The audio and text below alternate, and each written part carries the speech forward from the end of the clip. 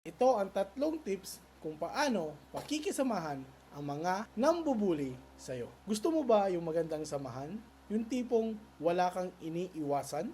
O gusto mo na talagang patulan yung mga nambubuli sa'yo? Pwes, tapusin mo tong video na to at sure ako na may mapupulot ka aral at gabay paano i-handle yung mga nambubuli sa'yo. So kung ngayon lang tayo nagkita, ako nga pala si Jelord Rodriguez. Isa po akong chief engineer at isa rin po akong entrepreneur. At minsan, isa rin akong instructor. At meron na din akong 14 years of experience na pagtratrabaho sa barko. Problema ko lagi nun, kada pasok ko sa umaga, yung tipong pagkatapos mo ng morning rounds, so pagpasok mo, andun na yung mga kasamaan mo sa barko, so nauna na sila. Kasi ako kasi dati, pagbaba ko, mga 30 minutes before yung trabaho, nakaikot na ako sa engine room machinery space. Pero minsan, pag ikot ko pa lang, utos agad yan. Kaya minsan, inaagahan ko pa talaga.